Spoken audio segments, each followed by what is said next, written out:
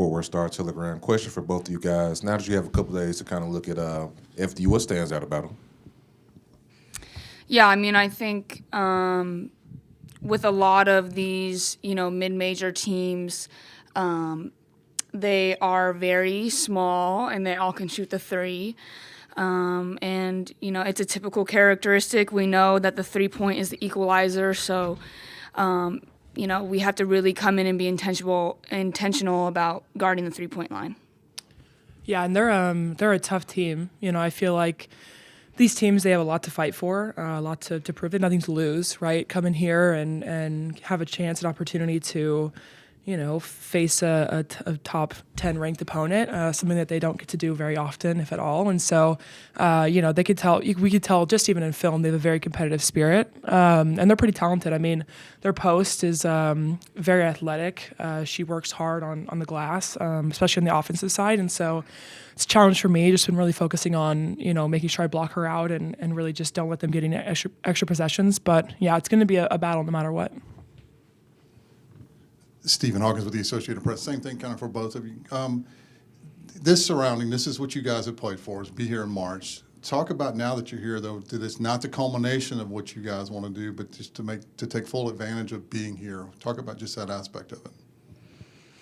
Yeah, I mean, I think it starts with taking it one game at a time to really take advantage of this opportunity to play in this tournament. You have to treat every game with the same amount of respect. And so I think, it would be a disservice to us to go out here and treat this game like it wasn't, the most important game of our life. So I'm super excited to get to compete on Friday. I know the rest of the girls are. I think we've done a great job at preparing. We used these 2 weeks very well. So, we're excited to get an opportunity to go play and get better. Yeah, I mean, it's also, this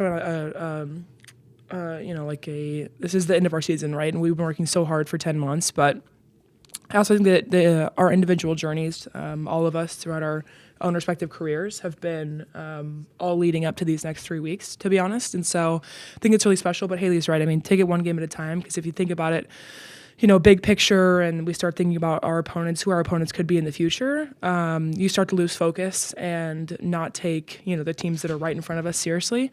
And that's when teams get knocked out. And so we're taking every single team very, very seriously and not thinking ahead at all. But to be honest, we're really excited. It's going to be an awesome, 3-week journey for us. It's been a lot of hard work and a lot of waiting and adversity to get to this point. And so it's really special. And we're very, very focused and aware of how much we need to just enjoy these days that we have together. Just because truly any day could be our last together as teammates.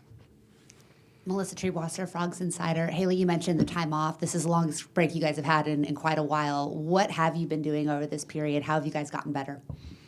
Well, I think number one, we've been taking care of our bodies, especially for someone like Sedona. I mean, I was looking at the box scores from the conference tournament, and in the last game, she didn't come out. She played all 40 minutes, which not a lot of people understand how difficult that is for someone of Sedona's size, skill set, the way that her body works. To be able to do that, to play 40 minutes after playing 2 games the 2 previous days is actually incredible. So we wanted to make sure that we were fresh, we were healthy. When your body's run down and exhausted, that's when injuries happen. So number one, we made sure that we're all healthy and fresh. And then on top of that, we cleaned up some things on offense where we know we're going to get junk defense. And we're also working on different schemes where we can switch things up on defense with any type of personnel. So just little things at this point in the season, but the most important thing is making sure that everyone's healthy. Yeah, thanks, buddy. You're a beast, bro. I love it. I appreciate Respect. it. Yeah, it was difficult. It was a long game. Same. Taking care of our bodies is so true. And working on the little details. Obviously we know that we're going to see double teams and a lot of just traps and people trying to get us to turn over the ball. And so really, really, really honing that in. We've seen it so much and had so much in-game practice, but I think just like working on the little details of like how to really get it out of the trap, hit people in shot pockets and stuff and get our offense flowing. And then, just really just like being, taking care of our minds off the court as well, right? It's been a very, very long journey for us, for everybody on our whole team, our coaches, right? It's been a grind. And so taking a step back, like we had a party at my house last night, just the girls. And so taking care An of like... appropriate party. Yes, not a party. It was a Bible party, actually. Bible party. That's what we call it, Bible party. But like taking care of our mental health as well, and just, being humans first, young women and basketball players, but also just friends, right? Katie Barnes from ESPN, and this is for you, Sedona. You were talking about your individual experiences, speaking about the entire team, and how that's going to, contribute to how you approach these opening rounds. I was wondering if you could speak to that more for yourself, how your individual experiences are informing how you're approaching these opening rounds.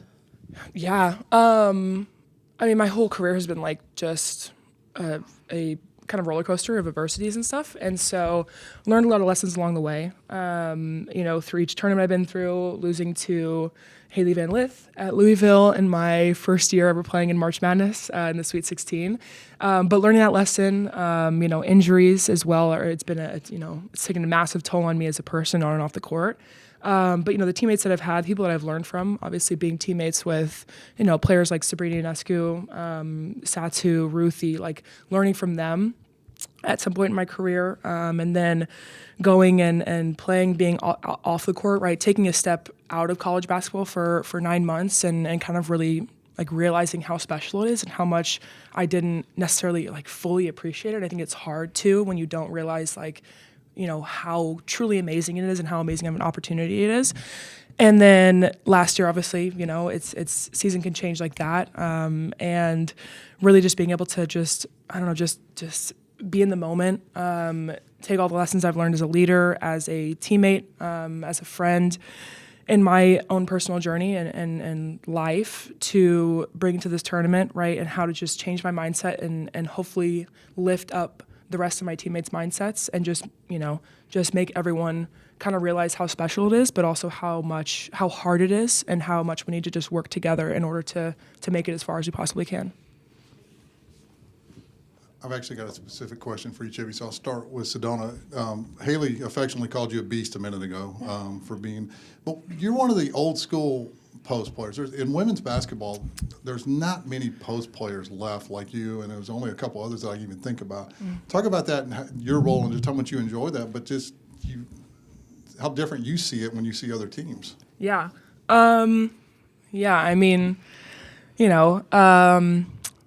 I think there's a lot of really, really good posts that I played against this year, right, that have really challenged my game. But it's fun for me.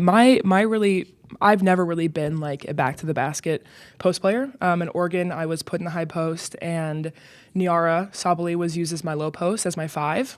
And I was used as a passer, right, and a shooter. And that's why I got really, really good at that like 12 to 15 foot range shot. And so coming here, Mark and I had the conversation of like, it's like you need to get really, really good at catching the ball deep in the post and just making simple post moves, but just taking advantage of being 6'7", right, and getting stronger. And so it's fun. I feel like I really haven't been able to fully show off my skill set yet, right? And so I hope that I get to go against some competition that. All different sorts of competition, right? Big players that are strong and physical and push me out, where I have to be more agile around them and kind of get to show off my shooting skills, and then smaller, lanky players that might be built like me, where I get to just have kind of a length battle, right? And that's where more like skill and individual fundamentals come into play. But it's fun. My favorite part about being post is protecting the paint, to be honest. And Hailey, like you said a minute ago, clearly it's a one game at a time focus. But quite a few people on another team that's playing in this building. How when you put that in perspective, have you even thought about that? Not even talking about playing them, but just the fact that people are also in this building and they're trying to get to the same place you are. And I'm assuming there's still some connections there. Yeah, I think that Of course, I know a lot of people on a lot of different teams. I've played on a lot of USA basketball. I've played at a whole other school that's not in this region that I know people at. So that is true for a lot of different teams. Obviously, it was a part of my journey. I've evolved past that part of who I was there. But there's still people there that I love, and so I wish them well. And it is what it is. Nick Geramonti, TCU on SI. Hailey, I've noticed that whenever you're traveling for an away game, you always carry a basketball with you, whether it's on a bus or a plane. When did that start, and what's the thought process behind it? It's actually a weighted basketball, so it's not just a normal one, but I actually only started it this year, and it's because my trainer that I've been working with, Irv Rowland, he trained Chris Paul, and I was in the summer knowing that I needed to come here and play more of a point guard role. I watched a lot of film with him on Chris. And so he was sharing with me like what he does pregame, and the weighted ball handling warm up is a huge part of getting him ready for a game.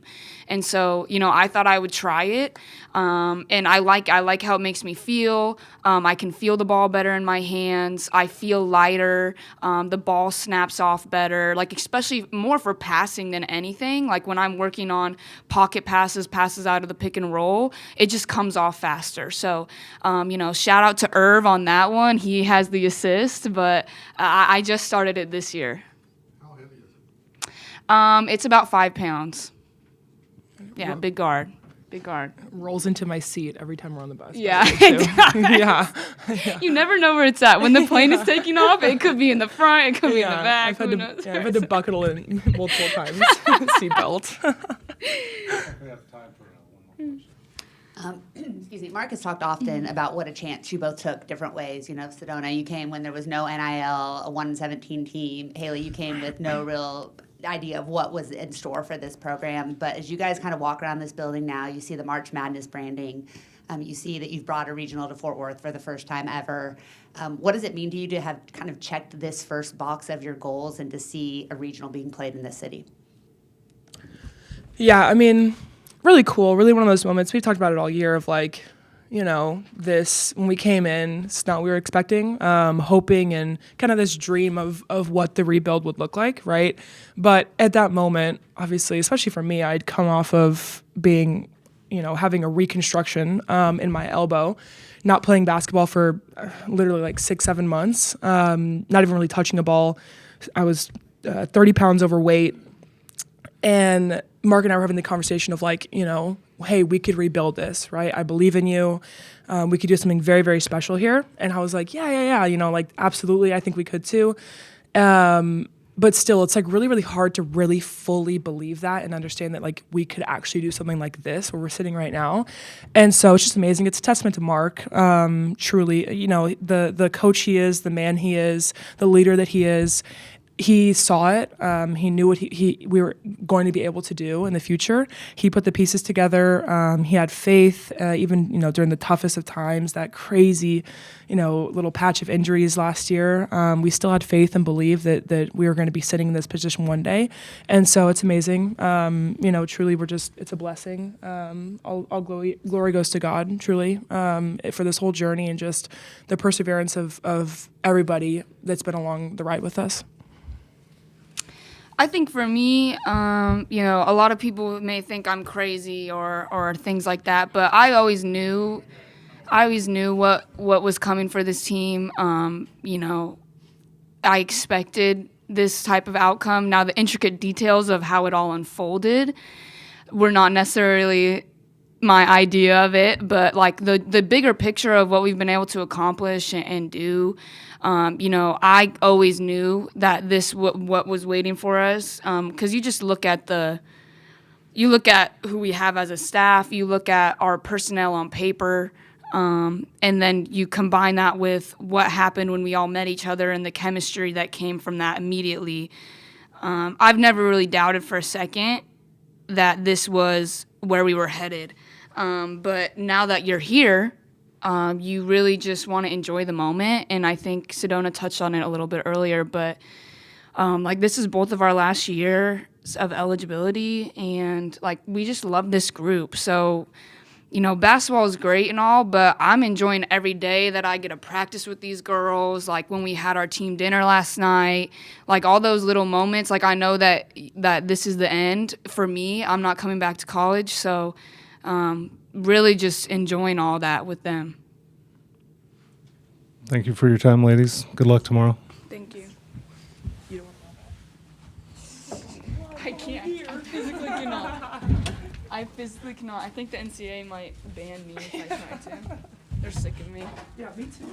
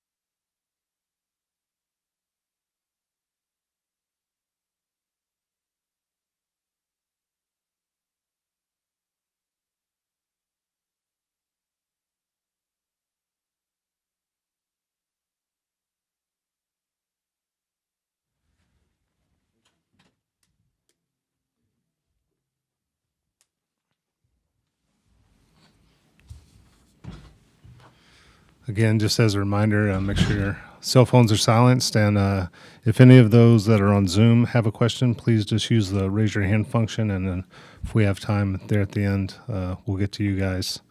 We'll open it up to questions.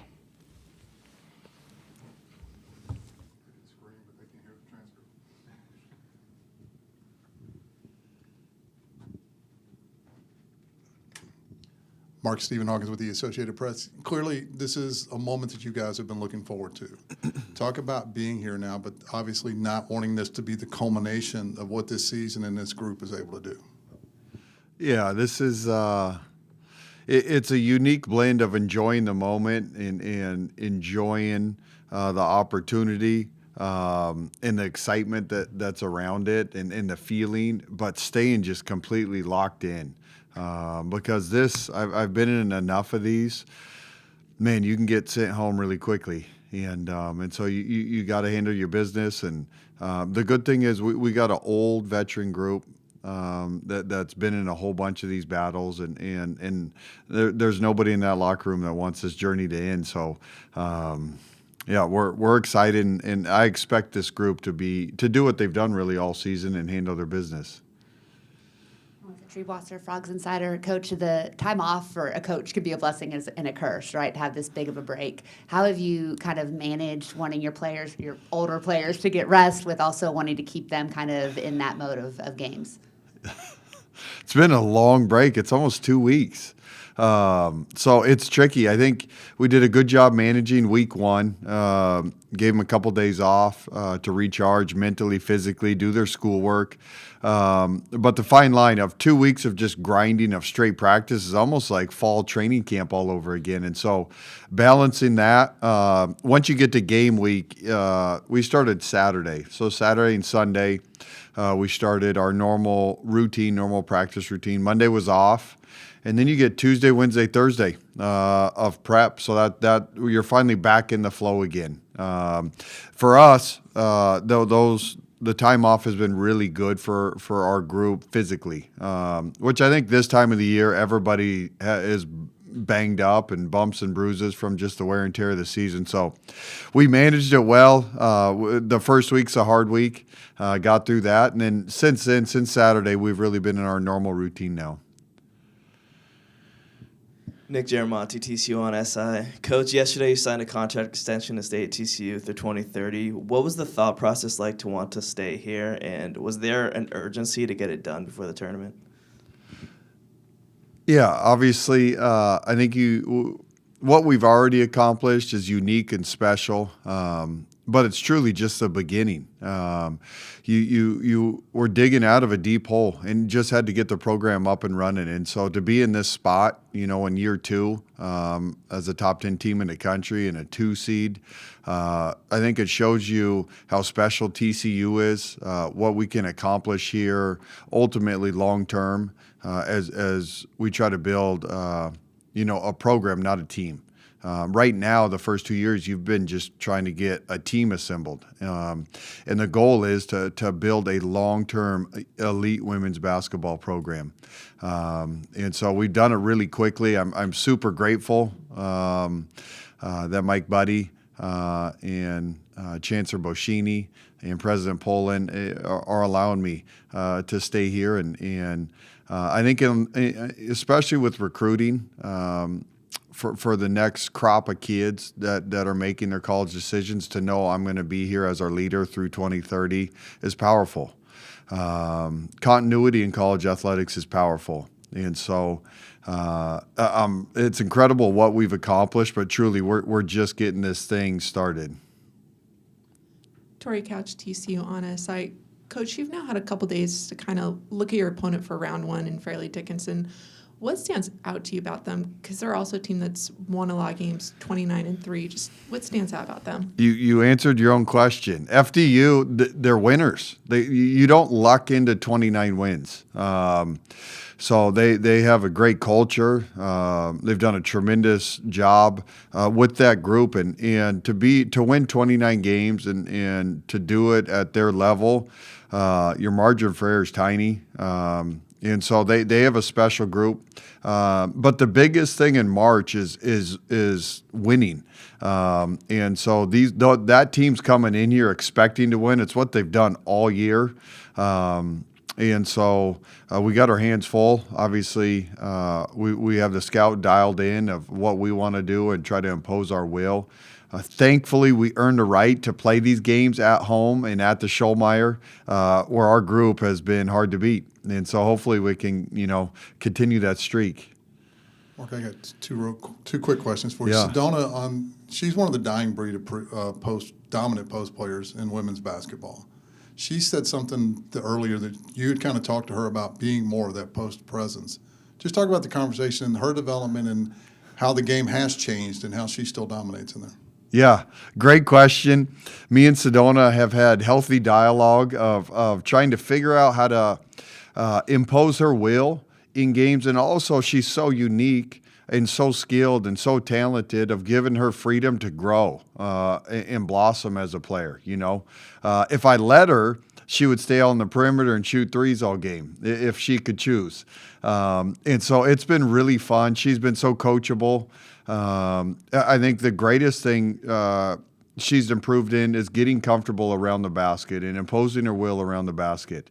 But that, I think, is what makes her such a unique player. At 6'7", she can shoot on the perimeter. Her ability to pass to our cutters, her and Hailey's two-man action has been incredible.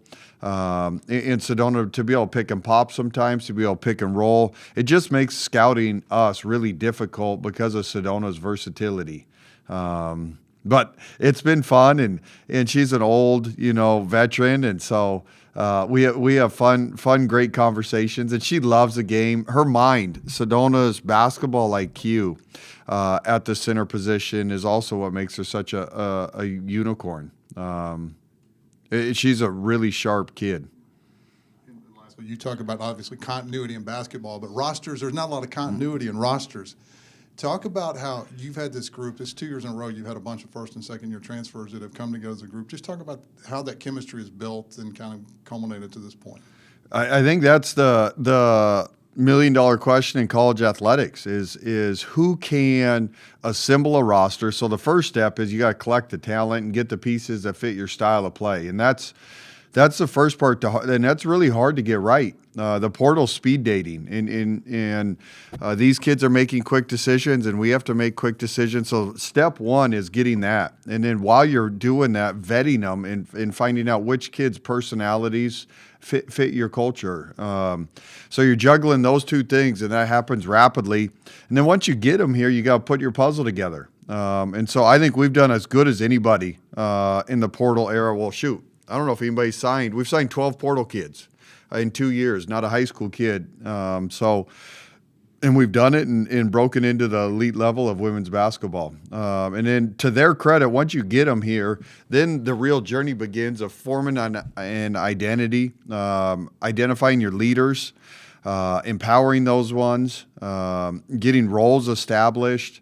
There's just so many layers to it. And ultimately, the kids, you need them to buy in, but you don't have total control over that. And so I think every year, I think college athletics, that's the norm, is you're going to need a probably half a roster is going to be new each year. If you can keep half your roster, then you only need half. You know, if some leave, then you need more than half. But and then also, I think the hardest part for us, you know, that first initial phase of getting a program up and running is you're selling a vision. And there's a big difference between selling a vision and having a product. We now have a product. And we've done a really, really good job of helping a group of kids blossom that were struggling at other programs. And so in regards to the future portal kids, I mean, just watch us play. And watch what's happened to, you know, Madison and Sedona and Hailey and Agnes, and there's been a whole crop of them. So we're going to hit the portal hard again. You know, it opens in the middle of our tournament, which is crazy. I mean, can you imagine NBA free agency during the playoffs? That would be wild.